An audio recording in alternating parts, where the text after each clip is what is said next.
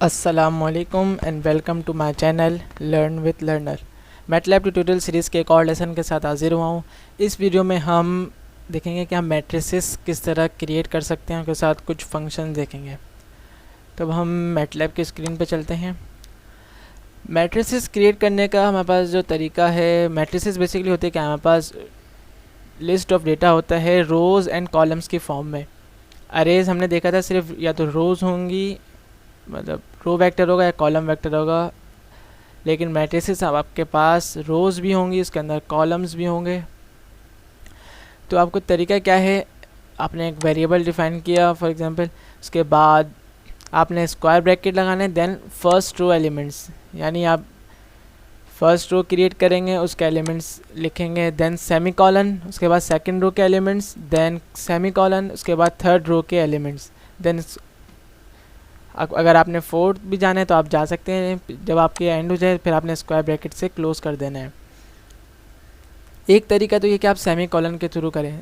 Second method है कि आप रोज़ के दरमियान जो है वो एंटर करेंगे, तो ये भी आपकी रोज़ की सेपरेशन हो जाएगी। यानी फर्स्ट रो के एलिमेंट्स लिख के आपने एंटर किया, सेकंड रो के एलिमेंट्स लिख के एंटर किया, थर्ड रो के एलिमेंट्स लिख के, और आपने अपने मैट्रिक्स को क्लोज कर दिया। तो एग्जांपल देखते हैं हम। यहाँ पे मैंने एक वेरिएबल डिफाइन किया, a is equals to square bracket first element के।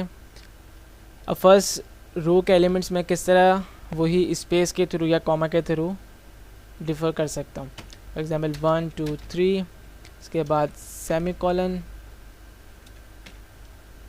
4 4 5 6, देन सेमी कॉलन 7 8 9। ये मेरे पास एक मैट्रिक्स जो है वो क्रिएट हो चुका है। अब मैं एंटर करूँगा तो ये 3x3 का एक स्क्वायर मैट्रिक्स यहाँ पे क्रिएट हो चुका है। इसी तरीके से हमारे पास एक और मेथड क्या है कि हम 1 2 3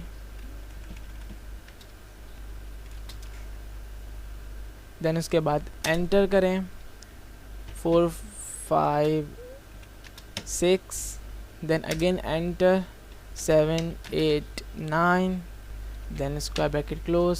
अब मैं एंटर करूँगा तो ये देखें एक वही जो मैंने टाइप किया था पहले सेमी कॉलन से, अब मैंने उसी मैट्रिक्स को एंटर के थ्रू, यानी बीच में जो है वो सेमी कॉलन के थ्रू मैंने रोज़ की सेपरेट नहीं किया, बल्कि अब एंटर के थ्रू रोज़ को सेपरेट कर दिया। अब भी मेरे पास वही 3x3 का मैट्रिक्स जो है वो क्रिएट हो चुका है। अब हम जैसे हमने देखा था कि रो वेक्टर के अंदर हम कॉलन ऑपरेटर के थ्रू अरेज किस तरह क्रिएट कर सकते हैं, वही मेथड हम यहाँ पे भी अप्लाई कर सकते हैं रोज़ के एलिमेंट्स के लिए। फॉर एग्जांपल यहाँ पे मुझे चाहिए 1 से लेके 9 तक विद स्पेसिंग 2, 1 से लेके 9 तक के एलिमेंट्स चाहिए विद स्पेसिंग 2।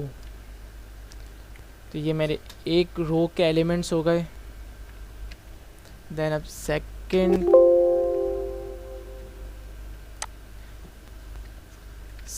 रो के एलिमेंट्स, अच्छा इनको डिफ़र कैसे करेंगे, एंटर के थ्रू या फिर कॉलन के थ्रू। तो मैं सेकंड एलिमेंट रोज़ के एलिमेंट्स लिख देता हूँ यहाँ पे 10 से 18 तक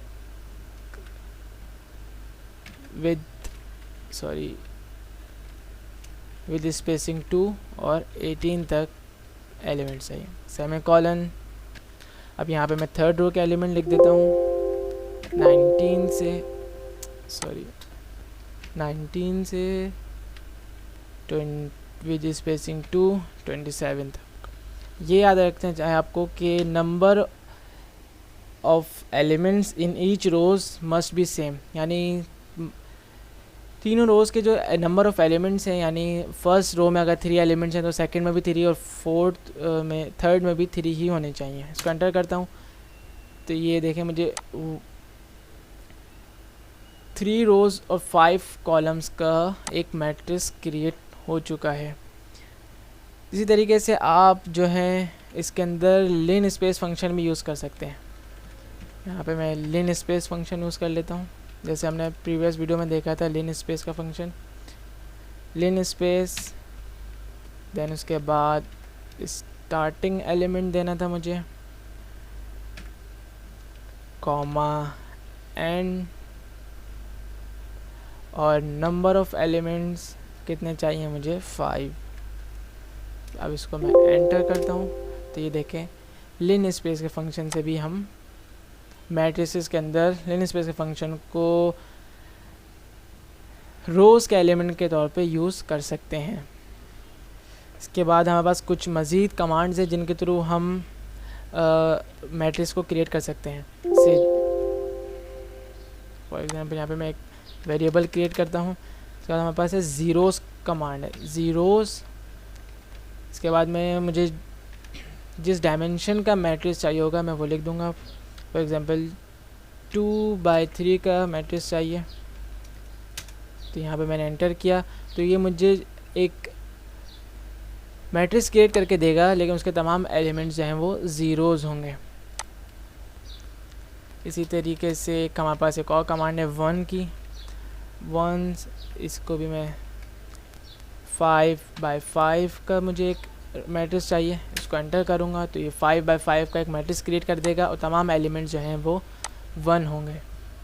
इसके अलावा हमारे पास एक और है आई कमांड। आई कमांड क्या है, हमारे पास 3/3 का एक क्रिएट कर लेता हूँ आई मैट्रिक्स। इसके अंदर क्या होगा कि आपके पास डायगोनल में जो एलिमेंट्स होंगे वो 1 होगा, सिर्फ 1 होगा, और बाकी तमाम एलिमेंट्स जो हैं वो 0 होंगे।